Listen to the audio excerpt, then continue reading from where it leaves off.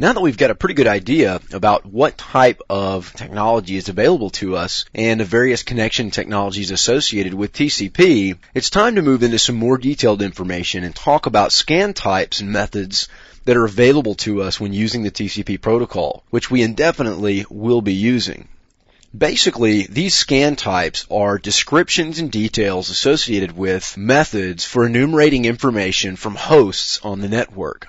Basically, that means we're going to scan the systems, and depending on the scan we use, we're going to find out certain information. So there are several dozen versions of scans available to us, and we're going to cover the most common and what the benefits and drawbacks are. The first one we're going to talk about is the full scan, also known as a connect scan. And basically, this is going to complete a full three-way TCP handshake. This scan will establish the most important information about individual ports that are going to be open. And we should probably go ahead and talk about ports now. A port is basically a number associated to a service that runs on a remote or target system. And if that port is open, that means that that service is enabled. And because every operating system has a different subset of services that run by default and can be installed, by determining what ports or services are running on that system, then we can fingerprint that operating system. So if 139, for example, is open on the remote system, that's going to be the default SMB sharing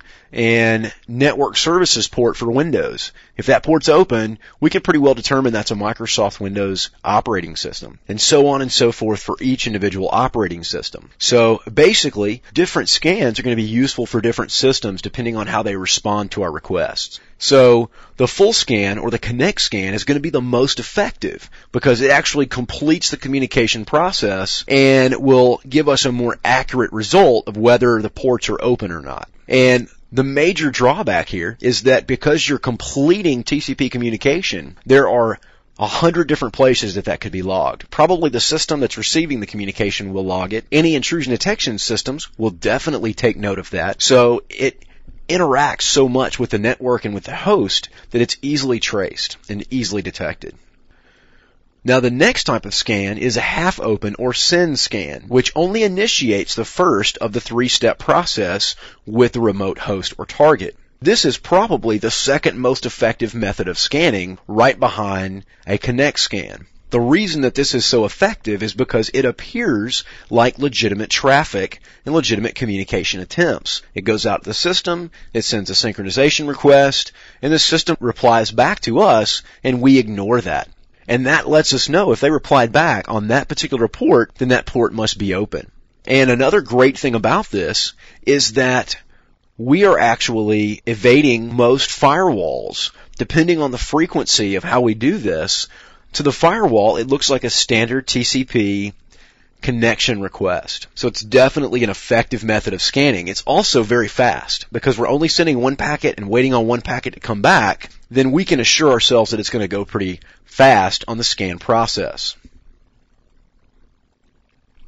Now, there are actually several different methods of stealth scans. When we say stealth scan in this respect, we're actually referring to the frequency and sequence in which we scan hosts. An example of this would be there are up to 65,500 and some odd ports that are available to be open on a system. Well, if we scan starting with the number 1, 2, 3, and so on until we reach 65,000, it's going to be pretty obvious that we're doing a sequenced port scan. So in order to avoid that, we might scan random ports until we reach all the ports that we want to scan. In addition, if we scan at a very high rate of speed, normal applications and traffic don't move across 150 different ports in 3 seconds. So we can reduce the speed in which that happens, and that will allow us to attempt to evade detection when performing the scan. Generally, we do not use full connect scans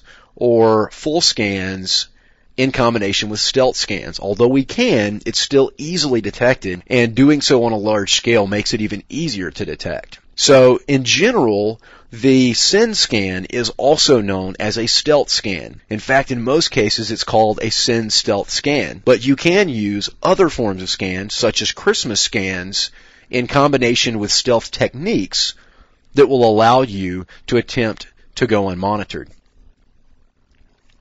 Now, the next type of scan we're going to talk about is a little bit less effective, but it uses the fin, urgent, and push flags to try to bypass firewalls. Now, the Christmas scan kind of falls hand in hand with the fin scan and the null scan, and basically their sole purpose in life is enumerating open ports and services from Unix-based operating systems. So they're not going to work at all against a Windows operating system, and in some cases, some BSD operating systems. So it's important to be familiar with what scans can enumerate what informations from what operating systems. So keep in mind, the Christmas scan does not work against a Microsoft Windows system.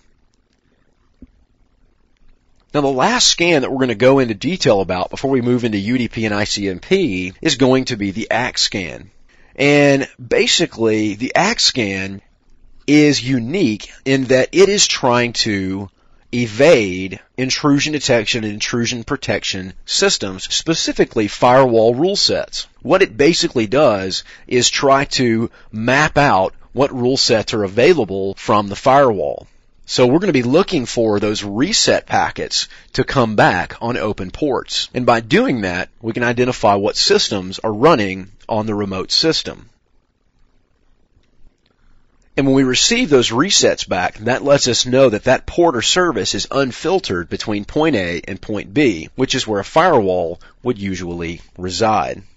So as you can see, there are a lot of good scanning options available to us. And one thing I want you to keep in mind is that these are very generalized types of scans. Probably would be safe to say that they're the most common types of scans, but there are hundreds and hundreds of different scan types available. The more popular tool, Nmap, allows us to actually set individual flags. So instead of setting just an ACK flag, for example, we could set ACK and reset flags and see what we get. So we have a lot of control over how that takes place. So you can pick and match what flags you want to use and create your own scan types. But these are the ones that are most frequently going to be used in a pen testing environment.